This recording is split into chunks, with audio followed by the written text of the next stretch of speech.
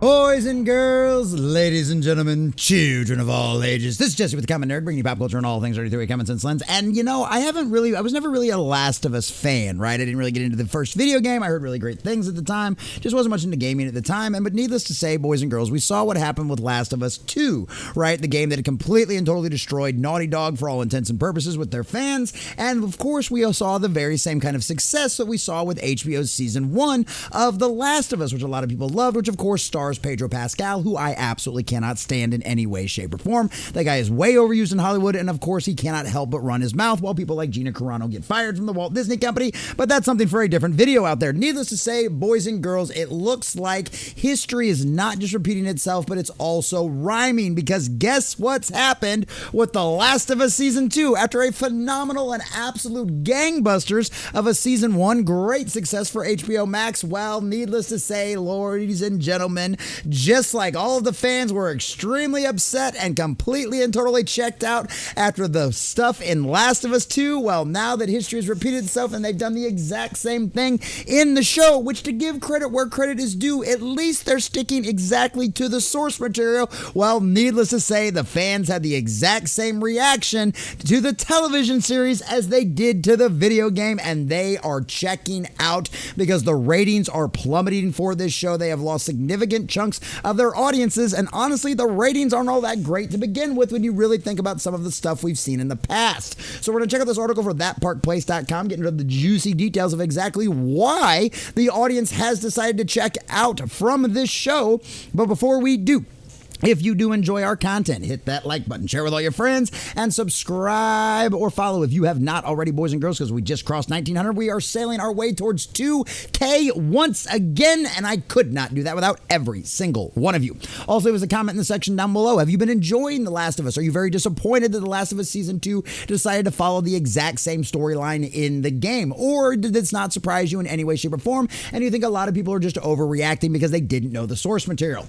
Let us know what you think about all this in the comment section down below. And if you'd like to support the channel, please check out the links in the description down below and think about becoming a member, and you will get your name at the end credits of every single one of these videos, as well as the trailers, plus get access to special, very special member streams where you get to come and hang out with me and chit chat about all kinds of fun things that you want to talk about, show off whatever you want. It's a really good time. We just had one last Saturday. Please come check that out and consider helping out with the channel.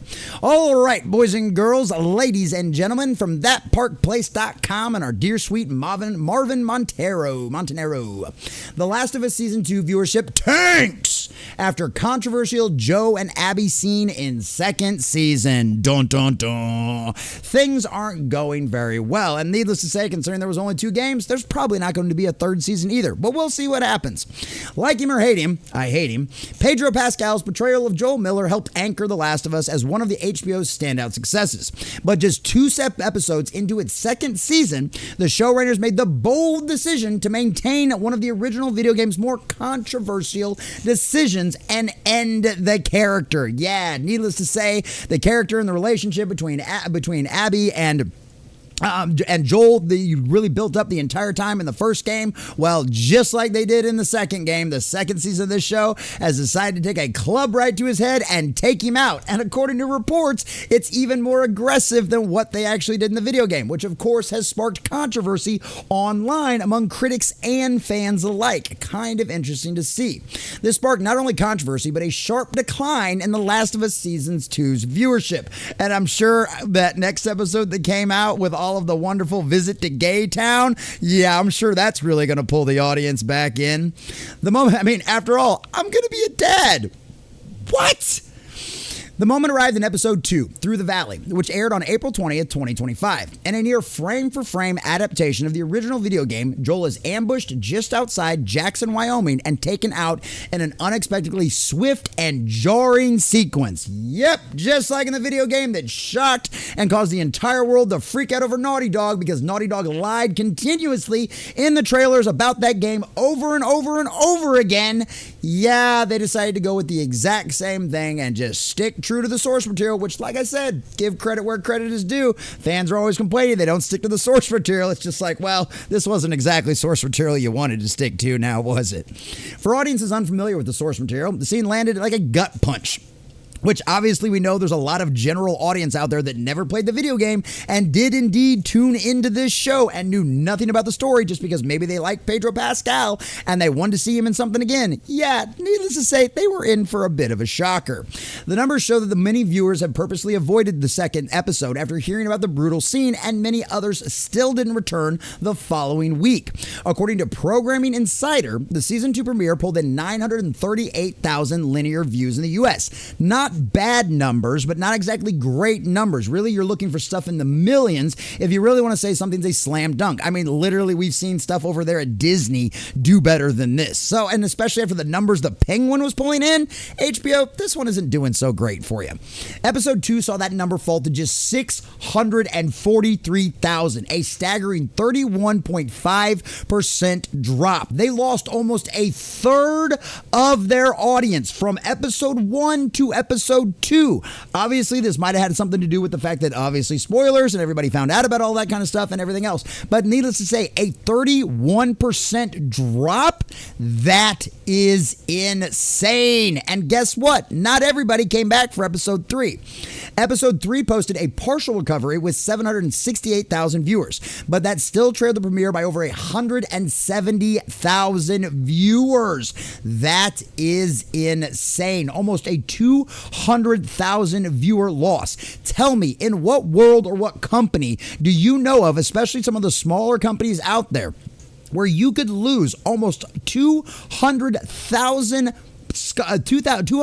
customers and still keep things afloat? That is insane. That is bad. And I'm sure the numbers are only going to get worse as the season goes on. Now that Joel is gone, Pedro Pascal's character is absent from the series. But of course, it's probably too little too late. You're just not going to get people back that, just like you didn't get people back with the game after you did this as well. Like, this caused a backlash all across, a firestorm across the internet, that even as a guy that wasn't really paying attention to the video games, even I saw this happen. It was nuts. The numbers point to a clear reaction. Viewers were blindsided and some checked out. Needless to say, it didn't go well for them. This is the funny part too, because it's not just the viewership numbers. Rotten Tomatoes also reflected a shift in the sentiment. Audience score once comfortably in the mid-60s, which is not great, mind you. That's a pretty bad audience score in the 60s, right? Fell to 49% following the controversial episode. So literally, it's officially certified rotten by the audience after this episode and after losing so many viewers.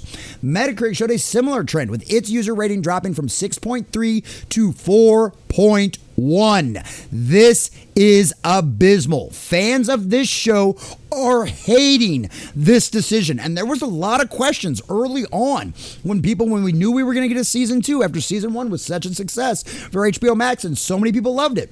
A lot of people were wondering, are they really going to do that? Or are they going to keep Pedro Pascal's character around longer because Pedro Pascal wants to stick around longer, or they want to keep him in the show longer? Nope. They decided to make the exact same mistake The Last of Us 2 did, and now they're suffering the consequences. For gamers, Joel's removal was known. It was a known narrative turn. But for television's audiences, especially those new to the franchise, it felt abrupt. The character was the emotional spine of the series, and without him, many were left struggling to reorientate themselves around the story's new direction. Like I said, these numbers are going to continue to fail. Reactions online were swift and emotional. Many commented on the scene's tone, describing it as more intense than expected, especially due to Ellie's helplessness and the drawn-out pacing. The adaptation's decision to amplify that brutality sparked debate, while some praising the faithfulness of the game, while others argued it leaned more into shock than substance. And that's a very valid point. Sometimes shock for shock's sake is simply not worth it, which of course that whole subverting expectations really worked out for The Last of Us 2, didn't it, Naughty Dog? Yeah, screw Naughty Dog. Critics have largely praised Caitlin Dever's performance as Abby, but even among positive reviews, there's acknowledgement that Joel's removal so early in the season disrupted the momentum built in episode 1. Some reviewers noted the show's choice to focus on a siege at Jackson may have pulled attention away from what should have been the emotional center of the episode. Elsewhere, outlets like The New Yorker, these are all legacy institution, right? Mainstream magazines, mainstream news organizations, have warned that The Last of Us risks leaning too heavily into spectacle at the expense of world building and nuance that defined its first season. On YouTube, breakdowns have flooded in, shot-by-shot analysis of Joel's final scene, exploring everything from lighting to choreography to pacing. Some content creators question whether that the extended scene felt more exploitive than impactful. Unlike the games, where players had direct control over Joel in the early hours, the television version robbed the audience of that emotional buffer. The scene played as an ambush with little warning and no chance to process, leaving viewers feeling more like bystanders than participants, which of course is always the problem with trying to adapt a video game. You're in control of the character. You can go around and do things. Your experience may vary from other players depending on the game. That's always the problem with doing this kind of stuff.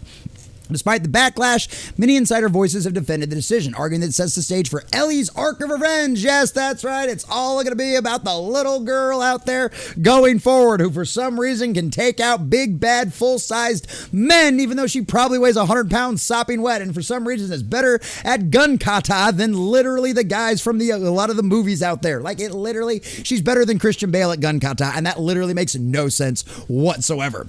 Some of the decisions are necessarily narrative and risk of adapting the game's structure for television, but even among those who support the choice, there's concern about the cost, both certainly and in terms of viewers' trust. What's clear is that Joel's exit has become one of the most debated moments of the year. It has ignited a new wave of discussion around adaptation, fidelity to source material, and how television must handle fan expectations different than games. And honestly, it's one of those things, I'm glad they adapted this directly to exactly how it was in the video games. I'm glad they stuck to the source material because that's what fans always ask for, right? That's what audiences always ask for, except for the fact that when it's based on a miserably failed game that cost Naughty Dog a bunch of money, boys and girls, because of all of the backlash and their credibility to the entire video game audience and world out there. Needless to say, boys and girls, it's going down the exact same path. History hasn't just repeated itself, it's also rhymed, and that is going to be the end of The Last of Us on HBO Max because the ratings are going to continue to decline with Pedro Pascal not there, and especially with all the normie fans out there that didn't know anything about the video game or the fact that this happened, or maybe they only played The Last of Us, maybe they only played the first Last of Us game, heard the second one was so bad they never even bothered playing it, and now this is the first time they're experiencing that shock. And it sounds like they drew it out for way too long just for more cringe value, just because, hey, guess what, it's HBO Max and we can show all that kind of crazy stuff, right?